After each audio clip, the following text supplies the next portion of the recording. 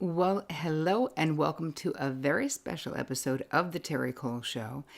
I am interviewing and actually talking to a close friend of mine. His name is Mark Groves. He's the founder of Create the Love. You may know him from Instagram, and he's got a bunch of courses out.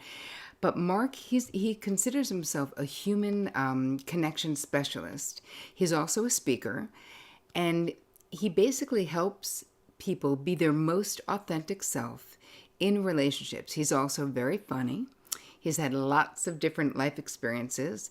He really takes the complex and very theoretical ideas and concepts around human relationships and brings them right down to an accessible place. So you're really learning what are the actual actions to take, what works, what doesn't work. And in today's episode, we called the episode, You Know You're Codependent If. And we're just killing it with codependency, just talking, giving you all the scenarios of you're codependent at work if you do this, you're codependent in your friendships, in your romantic relationships. We had a ball doing this episode because we are both obsessed with codependency. So I hope you enjoy it as much as we enjoyed creating it for you. I am so excited to welcome Mark Groves back to the Terri Cole Show. Welcome back, Mark. Thank you for having me back. Excited to be back. Indeed. We are breaking down our favorite topic. We have a lot of favorite topics, though, but one of our favorite topics, which is codependency. And you all have written into us separately, asking us, how do I know if I'm codependent? So this entire episode is dedicated to, you know, you are codependent in romantic relationships, at work, with friends, with kids, wherever, and we're giving you a bunch of scenarios so that you can see if you're doing these things in your life. So let's start with I want to ask you, Mark, why your interest in codependency? I mean, I feel like I've been in a lifelong support group for codependency, one in a training ground growing up. And I don't know that you can actually, honestly, I don't know that you can grow up in our societies and our cultures and not exhibit codependency. I think the main model of relationship, which is just exacerbated by romantic comedies and Disney, is codependency. And so I'm very passionate about it because I think in a lot of ways we blame ourselves for our relational challenges and dysfunctions, which I don't even like using that word, but our patterns, I guess, that are unhealthy. We blame ourselves when really those behaviors are just a product of the environment that we've been raised in and what we've been told is romance, which is kind of sad to say because I for sure was a romantic, and I am now. It's just that the romance is healthy and it doesn't require me to abandon myself. Indeed. So basically, you would consider yourself in recovery from codependency. Yeah, my name is Mark Groves and I'm a recovering codependent. Hello, Mark. Hello, Mark. Welcome. Yeah, I'm the same. And I think that you're right that instead of making it super pathological, since it's so incredibly common, why don't we just talk about it? Why don't we just add actual data, information, strategies so that we can recognize, and all of you listening or watching this on YouTube can recognize what is healthy and what is unhealthy? Because what do we all want in our lives? And it's not just romantic relationships, right?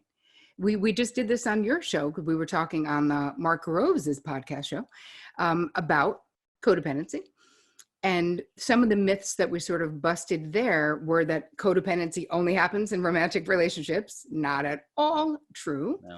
And that, or in a relationship with an addict, which is also not at all true. Now, there's a particular kind of codependency and enabling that goes along with being involved with an addict. And I feel like in some ways we're more vulnerable because of exactly what you said, romantic comedies and the fairy tales people read us when we were children about what romantic love is. And 99% of the time, what they're describing are relationships where people become one, right? Like you complete me. You complete me. Yeah. No, Tom Dyer Cruise. style. Yeah, yeah, exactly. Which it's amazing how many people swooned over that scene because it sort of like told the story of what we all wished from our partners, and I think the crazy part about that is now if someone said you complete me, I'd be like, no, I don't. Like you complete yourself and then I'll be here and love you as you do that. But if I complete you and then we break up, you'll be incomplete without me or vice versa. And that is not a healthy, that will inhibit hard conversations. And I think what's challenging from the subject of codependency is really truly quote unquote healthy emotional people are often very codependent, but as I know you call it a high functioning codependent. I love that because it's very true. We might be thriving in our lives, but just we self-abandon in relationship. We give up ourselves, we try to fix, or we believe we're someone who needs to be saved. Mm. We're either the knight in shining armor, which doesn't have to be gender specific, and or the damsel in distress, which again, those roles are not gender specific. They can be any human. Exactly. And yet the truth, Wayne Dyer had said something years ago that I thought was sort of so brilliant about the problem with needing someone to quote unquote complete you or to only feel good about yourself when that other person is happy with you, let's say. So it's like the approval seeking, the validation seeking, is that what happens if they decide to take that approval away? What happens, right? I say if they get abducted by aliens, you're like, oh crap, and now I'm super screwed for the rest of my life because I didn't develop, I was looking for, and when you really, if we break down codependency in so many ways, we're looking for someone else to fill a hole, according to me, it's just my 2 cents on it, that literally only self-love can or will ever fill. So you can't work enough to avoid needing to love yourself. You can't do a triathlon or be an Ironman. Like there's all these ways we try to distract ourselves from sort of doing the work or trying to make ourselves feel worthy of the love that we want. How about we just start within, right? Because, Deepak would say, give what it is that you're seeking, right? So if you want more love, he says, give more love, but I'll add an addendum to that that says, give more love to yourself first, then outward. Because when we're codependent, oh yeah, we'll give more love, all right, in the way of over-functioning, over-giving, overdoing, and that leaves us not actually feeling loving. No, but wondering why are we doing everything we learn to do and we're taught to do, and yet we feel not satisfied in our relationships. And that idea that, I mean, I love the idea that you should, whatever you're seeking, give, and then you realize you won't attract someone or seek someone to give you that anymore. So then your attraction and how you choose your partner or relate to your partner if you're in a relationship becomes different because you're not seeking for them to give you something, you're just allowing them to love you. And that's so different. That's such a different, my gosh, if you told me this at 17, I'd have been like, you're crazy, true love exists, you don't know what you're talking about. um, and of course I had to experience losing myself in a relationship. I had to experience not being able to ask for what I need or even know what I want or need or believe I'm worthy of that thing, so just settle for less than that, and it Exactly. becomes an endless cycle. It does. And then let's just, recently my mom has been diagnosed with cancer and she's recovering now. She's recovering here actually with me and Victor. And I had this whole experience that I'd worked for so many years to be a recovering codependent, Hmm. and keep my side of the street clean and all of those things. And what I realized is that the codependency muscle and the caring muscle are kind of housed really close together, Those buttons are like almost the same button. but they're not. Yeah. And I really had to like back it up a little bit because it was like I was super over functioning in a way with my mother, that in a way that she didn't want me to. And was like, even today, she's like, Terri, I can take care of myself. So just get out. If I want coffee, I'll get it. Like it was like 6 a.m. I was like, you're awake. Do you want me to get you coffee? She's like, I want you to go back to bed.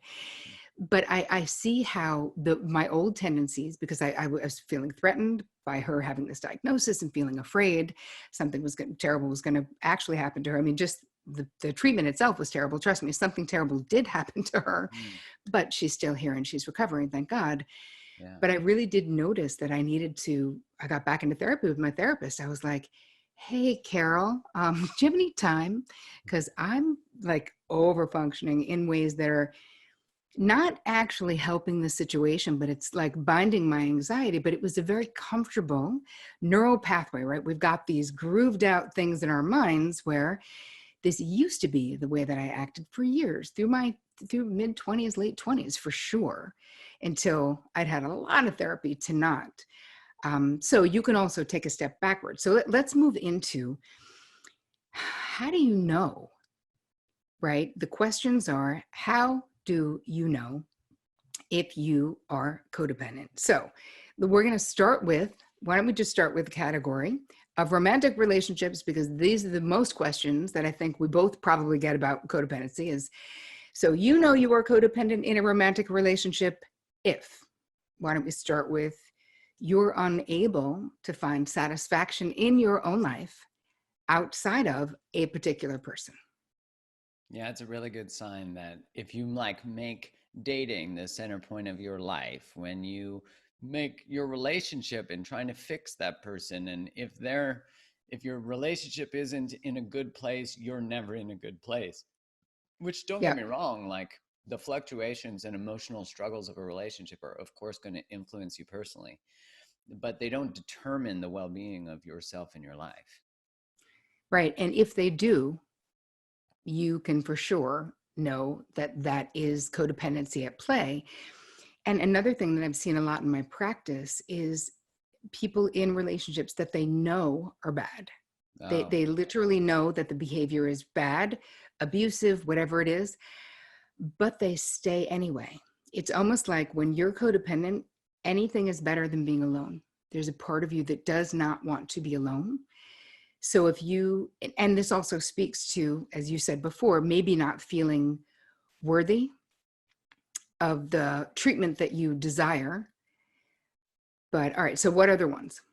well, yeah, and to speak to that one, I think that one can be really challenging because, of course, the people on the other side of that who are with someone who displays unhealthy behavior, let's say in its extreme abuse, but it could be neglect, it could be many things, Mm-hmm. um, don't really believe, that they're worthy of asking for more. It's so easy to get caught in that cycle because the relationship completes you. So who are you without the relationship? And as you said before, the real invitation is into a space of self, taking all that energy that you're putting into trying to fix someone and trying to get them healthy, realizing that the very act of doing that is unhealthy. And I Exactly. that's a difficult thing to come to terms with because we think the other person is unhealthy and that's the problem, but our participation in the unhealthy behaviors is unhealthy. So that becomes it's almost like a shame inducing irony, that you're like, oh Mm-hmm. wait, so I'm part of this, oh I'm part of this now, which is of course the defensiveness that often comes along with codependency. Yes. And yes, you are part of it. Yes, you Fact. are 100% part of every relational dance you participate in. But that, I mean, another way that you definitely know you're codependent, which I think links to what I was just saying, is that you give support to your partner at the expense of your own emotional, financial, mental, or physical health. I mean, that, of course, there's an amount of deposits you put in a relationship, but to do those things at the cost of yourself is self-abandonment. That's like becoming the martyr, and the martyr is a real lonely place to be. It sucks to be there, but it feels powerful even though it's actually powerless. Absolutely. And you know if you're doing this because it's like the person you're with is in some kind of a crisis, their van breaks down, their car breaks down, they don't have any money. What can you do? They have to get it fixed. You put it on a credit card because they have to get it fixed. And when you're codependent, their problems feel like your own, Mm, right? So you're like, well, what am I going to do? Not put it on your credit card if you can't afford to pay it off. And that's where codependency and boundaries come in, right? Because we mhm. know that when you really are codependent in your relationships, boundaries are just so challenging because you have to know yourself. You have to know your preferences. You have to know what you want and who you are, or what you don't like. A lot of times that's easier to start with, like what isn't working, but you at least have to know that in order to decide what boundaries need to happen in your life. Oh my gosh, that part of putting in a boundary, I know for someone who, I mean, as someone who's a recovering boundaryless, AKA codependent person, it is the first boundary you ever lay down. It might be the first time you've ever put a personal investment in your own self-worth. Mhm. And that is so vulnerable and so courageous, but probably associated with a lot of grief, because you realize that you haven't forgotten about yourself so long ago, and that first boundary, or the first, this is what I value and this is what I want. The first time you stand in that is like one of the most beautiful reunions with your young self, to say, I finally see you, I finally hear you, you matter so much that I'm willing to stand in this thing to protect you instead of throwing you under the bus in order to be in relationship. Which any relationship that requires self-abandonment is based on false contracts. It's based on um, covert contracts that the other person doesn't even know they're signing, which is part of our trick, our bag of tricks. It is. And Mark, this is so good. I think you and I should create a course. Oh my God, we did. You I guys think we did. listening, I just forgot. We did. It's called Crushing Codependency. So if you're interested in checking out that course, terricole.com/CC. That's it. It's super easy. Crushing Codependency. Get it? CC. terricole.com/CC. Anyway, moving on to this stuff is so good. And actually, I was being funny, but Mark and I have been talking for the last year about in creating this course together. We finally have done it. It's finally available for you to check out, um, because we both, being relationship experts, we both are obsessed with codependency, because there's no way to be a relationship expert and not know a lot about codependency, because this is one of the biggest blocks for people finding healthy, creating, curating healthy, vibrant, durable love. And it isn't just in romantic relationships. And I think it's really important that we're clear about that, because this uplevels the quality of all of the relationships in your life. And we're going to get to the other categories now, but I just wanted to put that out there because I'm so excited about what we've created, and I think you guys are going to love it. All right, the last thing I want to say about, you're codependent if in a romantic relationship, you keep super close tabs on your person. If you're always concerned about where they are and what they're doing, that is a codependent thing too. Like you're not even looking at your schedule the way that you are examining the crap out of their schedule, and if they were where they said they were going to be, because there's so much fear of abandonment most of the time with codependency. Yeah, I find for me, like the part that trickles back in, you were saying the like caretaking button is pretty close to the codependent button. I find for me too, the willingness to completely compose my calendar in order to incorporate my partner versus having a healthy like investment of self and then incorporate partner. And I can feel part of me get triggered when um, she's not being so as accommodating as me, where it's like, well, I'm thinking more about us. I mean, that's a great sign of codependency. I mean, I hate to say that, but that's the reason we created the courses, so that people can know that you can change it. Like I have the feeling, but I don't act upon the feeling. I can observe the feeling, and then what's not codependent in this? Am I investing in myself? The obsessive thoughts about tracking people, and often even dating people that require tracking. I mean, gosh, that goes back to the previous category of being in relationships that are unhealthy and knowing they are. If you have to become a private investigator to be in a relationship, you're codependent. And Fact. if you're constantly monitoring and keeping, which is the same as monitoring a schedule, is the same thing as constantly monitoring emotional cues. Again, an anxious behavior that's usually about it's a codependent behavior. Absolutely. All right, let's move into, how do you know if you're codependent in the office? Well, Oh Let's man. see. What do you do in the office? You tell me, Mark. You start.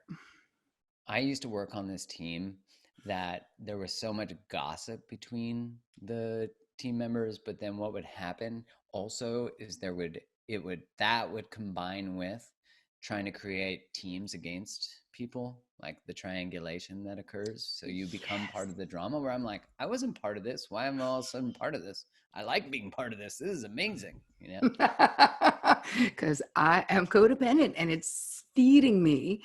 But that is exactly right. When you get sucked, when you gossip, right, and you get sucked in, because again, bad boundaries, right? When someone triangulation is like this, back channel communication, backstabbing stuff where basically you have a problem with me, but you go to Betty and be like, I cannot believe what a bitch Terri is. Like, I'm so pissed what she did in the thing. And then Betty comes to me like, wow, Mark is really pissed about what you did at the thing. Like, it is like the most dysfunctional communication, but it is very compelling. It's one of those things because it starts to have a life of its own where it's very, very challenging to get out.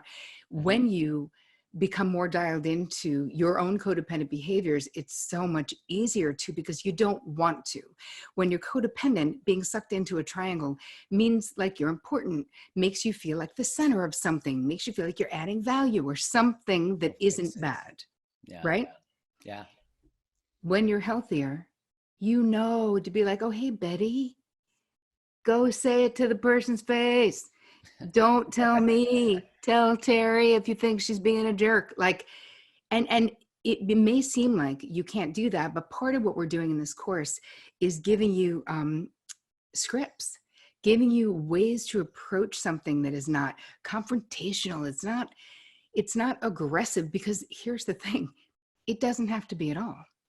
No. Speaking truthfully, right? Drawing boundaries, you can do that with ease, grace, and when appropriate, love, as I like to say, because it's not always appropriate to do it with love. Sorry, right? It's true. Sometimes you got Ease. to tap into good, healthy, clean anger. That's correct. Not codependent anger, just good, healthy, clean anger. Another thing at work that will show you that you're codependent is if you do more of your share of the work. If you're on a team and you kind of end up being the cleanup person, or people know they can come to you and that you will say yes I to did that whatever in the thing is. college.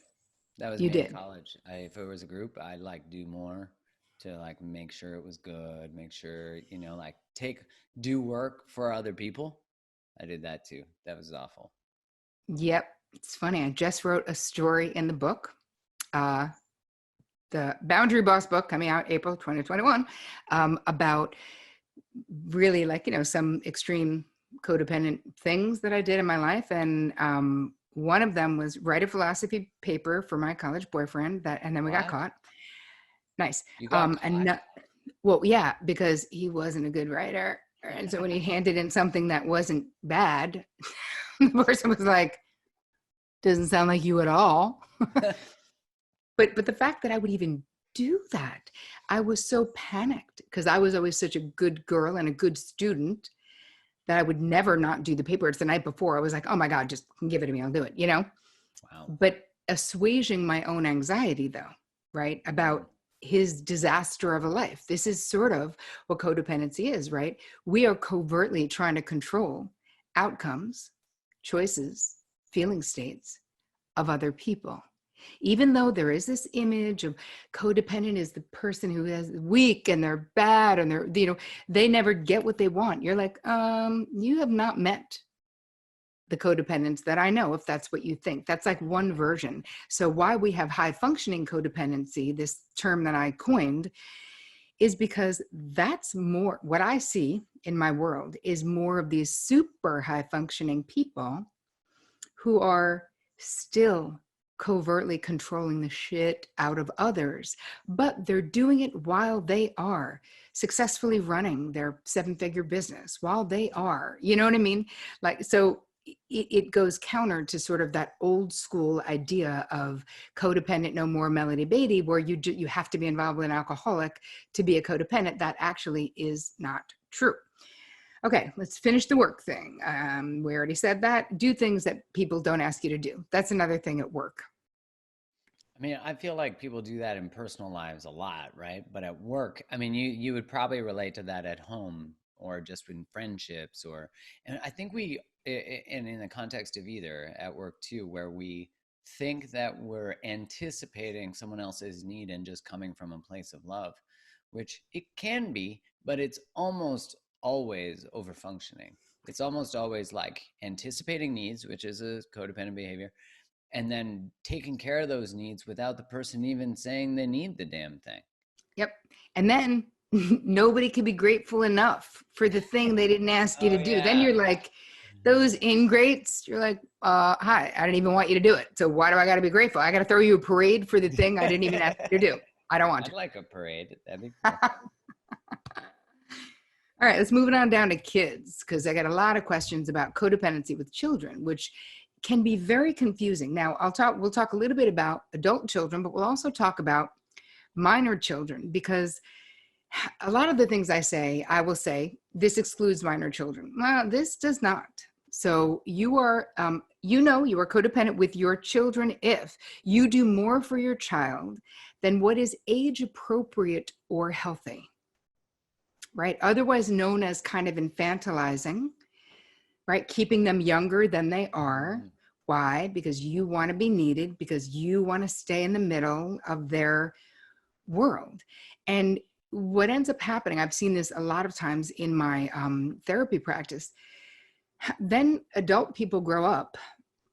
And if you were that kind of a parent, you're probably also struggling with transforming your relationship to your children, because we have one particular kind of relationship when children are minors.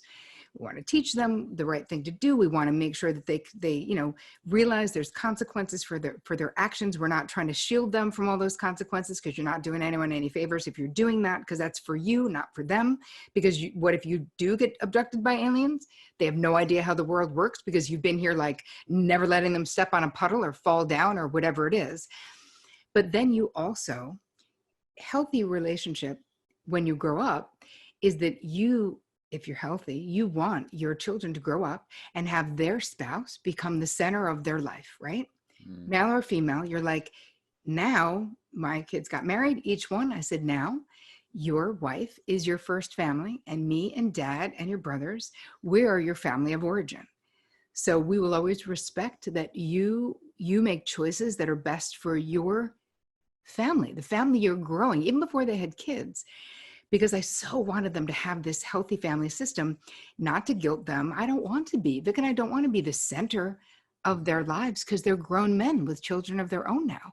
We sort of revolve around them. Whoever has the smallest baby, then we will travel to them when we're not sheltering in place. But as opposed to, you'll have some mothers or mothers-in-law who insist that, like, but Christmas is still going to be, everyone comes here and sleeps over. I had a client where this was actually a true story. I was like, you've got to be kidding me. Even though all the grown kids had kids, nobody was allowed, according to the matriarch of this family, this codependent controlling person, they couldn't have like make their own Christmases at home. My whole thing is build your own traditions. Of course, this is Yeah. your family. And if it's different than ours, yay. And if you're adding something, fantastic, it's your life. So you don't want that, because that's a very dysfunctional way of relating to this phase of like our life cycles.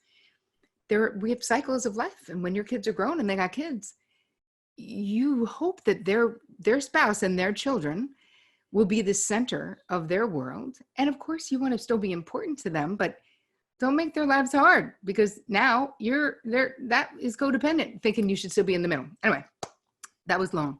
That'll be a good one, though, for people to relate to, because I think we all can feel what it's like to have a parent want to pivot around the middle and still control our lives, even as grown adults. So we never really move out of an adolescent phase of dependency, and they never move out of their need for us to depend on them. So no one grows up.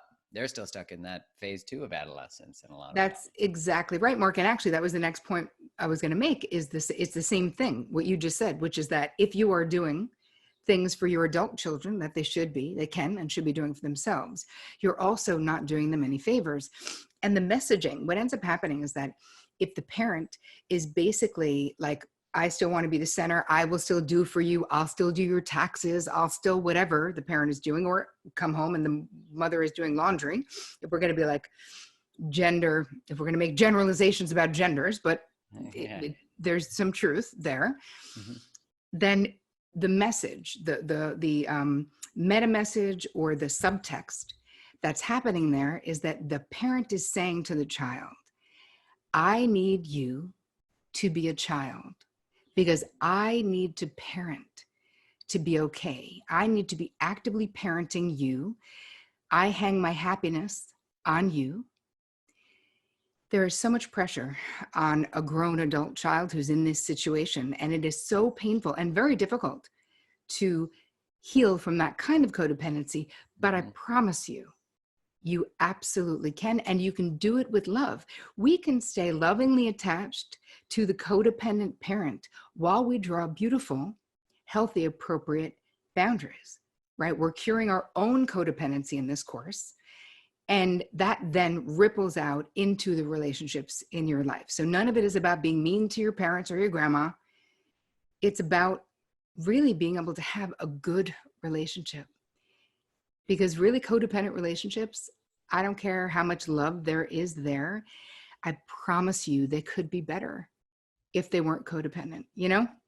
Yeah, I think what we don't realize often is that if we heal our own codependency, we have no choice but to heal it up, as in above, up the family tree. But then we heal it down. We no longer, that experience we have with children, then we start to assess, am I doing this because I need to be needed? We start to think about these things. Is this old codependent behavior? How did my parent do this? What was that like? We ask all these questions.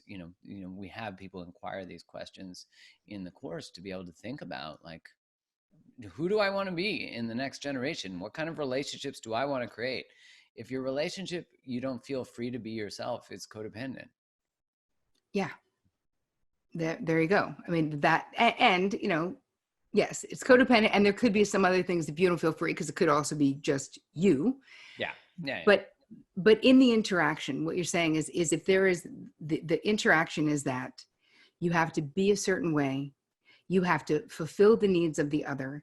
And usually in codependent relationships, one person is the doer more than the other. It's almost like we have the lines that are delineated with givers and takers. And I find that in a healthy relationship, even though Vic and I both have been in therapy to cure our own codependent tendencies, listen, in a close relationship, the like Mark, like you said, the thought will still be there, but I don't have to act on the thought.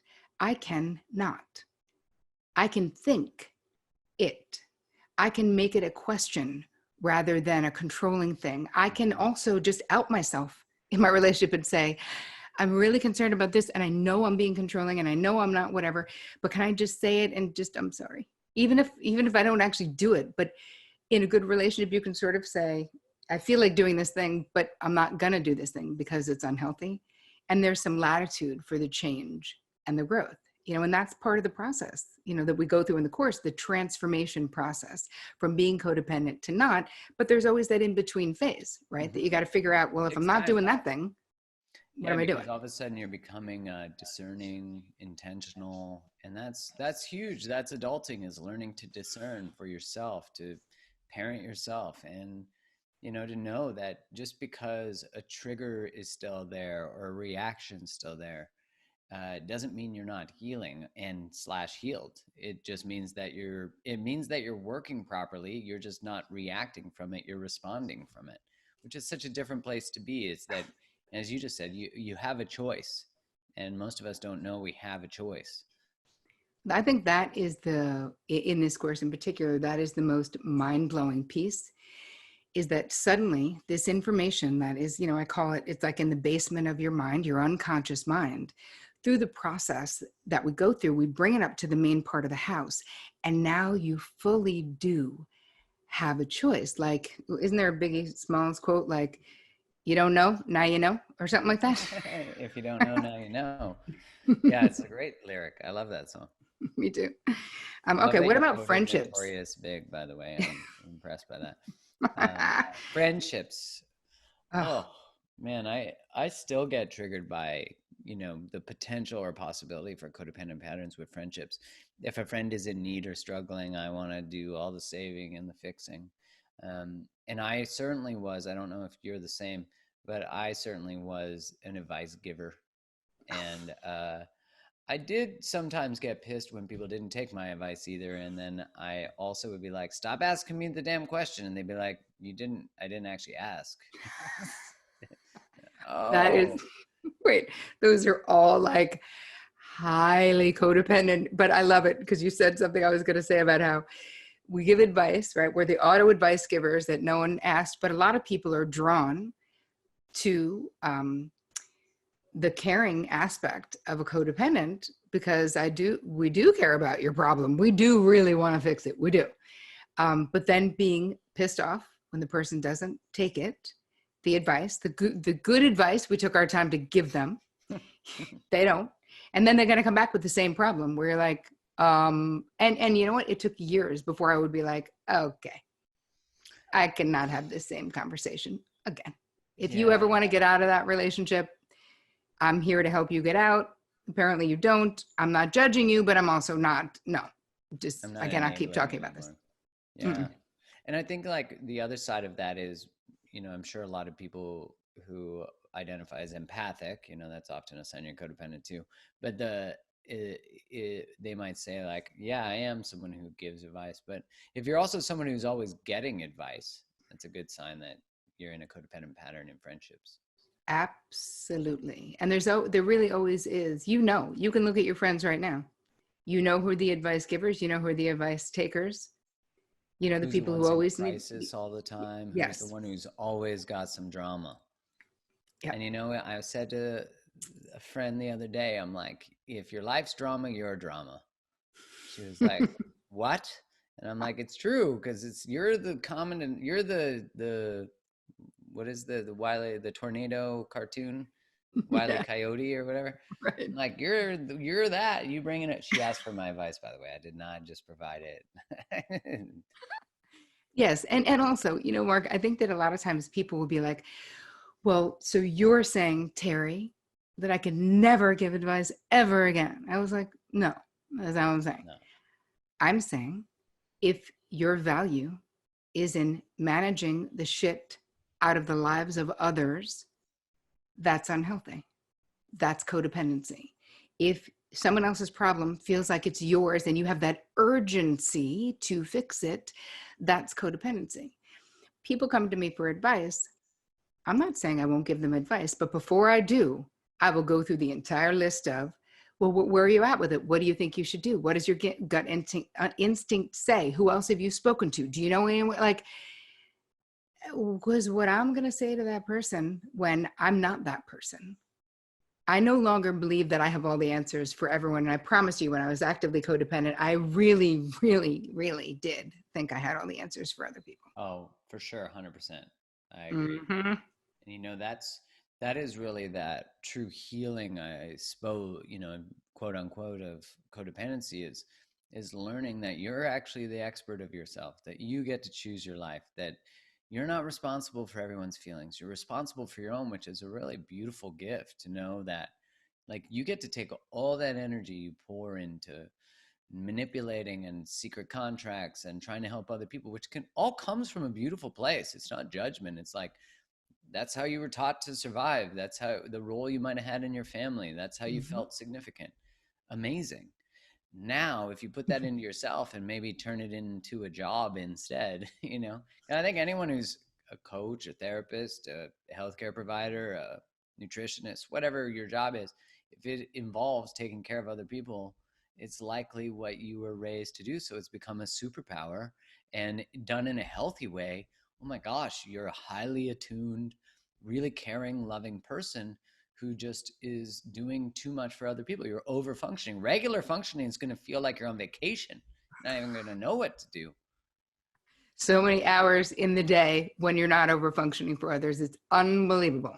It's I also feel that exhausting. sometimes. I'm like, wow, I have so much time now because I'm not trying to fix everything in the world. The world is easy to get caught to be codependent with too. Indeed. And I think that the bandwidth, there's something real. because there are also phases of codependency, which we cover in the course as well. terricole.com/cc if you want to check it out. Sign up. And the phases look like this. Like in the beginning and when you're young, I really did think, me and probably you too, this is just the way I am. Mm-hmm. Like I'm just a lover. Like that's, and I I'm just a still am lover. just, I just love big. I just love big, you know me. And I still think that's true. I am a lover, but I'm now a healthy lover instead of like an indiscriminate fix anybody kind of lover. But that beginning phase, because you're young, it doesn't seem bad, right? It's just like, oh, okay. Then you go through the next phase where it starts to become more of a burden. Then you go to the next phase where you're starting to really cop resentment in your relationships, feeling like a martyr, feeling underappreciated, feeling like everyone takes advantage. And then the fourth stage is really not pretty, where you're just bitter as shit, right? Like you're just like, wow, people suck, you know? Yeah, that resentment. I mean, that resentment might be one of the best signs of codependency to me, like anger and resentment. Resentment that, and I say this all the time, that resentment is 100% of the time a sign that it is evidence that you put other people ahead of yourself. That's the reaction. The reaction is resentment because you resent the other person for you making them more important than you. Mm-hmm. That's why you can resent your kid, because it's easy to do, which is not to minimize that. Of course, our kids should sometimes come ahead of us. But it's about balance and it's about actually nurturing self. Yeah. And it's also with kids, it's about modeling behavior. Because if we can really step outside of ourselves, and this is part of the learning as well, where it's very hard to relate to ourselves in the same way, even when we're such lovers, this with the same kindness and consideration that we do others, especially when you're actively codependent. When you start to flip that and say, well, how would I behave? How would I want my child, if I loved this kid to death, like what would I want them to do right now? Would I want them to take that person's shift when they haven't slept in 3 days and are exhausted and have a cold? No, I wouldn't. Mm-hmm. No matter why that person asked them to work for them, I'd want them to say no and prioritize their health and go home and go to sleep, right? And it's easier to look at it when you go, if this were someone I loved, would I think that they should be self-sacrificing in this way? And really the answer every single time is no, you know?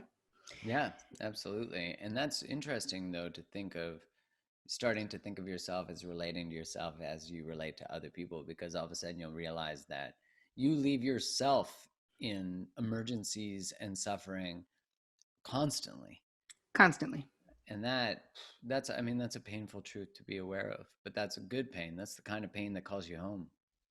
Absolutely. And this is what transformation, what is the biggest motivator for the change, the actual transformation, meaning sustainable change of human behavior, is pain and discomfort. Hmm. So we got That's to hit it. a tipping Put it point. into the rocket fuel. That's the rocket fuel of change. Yes, it is. So what does it look like? Let's just talk a little bit, and then I think we should wrap it up. Because, we could talk about codependency forever. All day. All day long.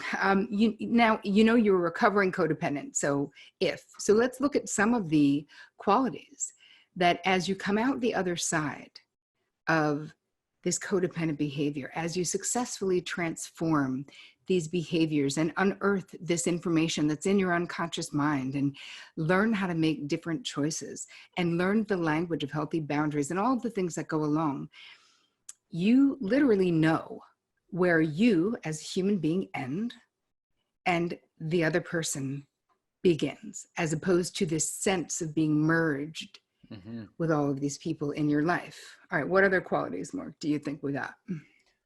Well, you stop trying to take responsibility for other people's lives. I mean, for me, that was a big one. Was wait, so I mean, I had to learn that through the work that I do. I had to learn that through relationship.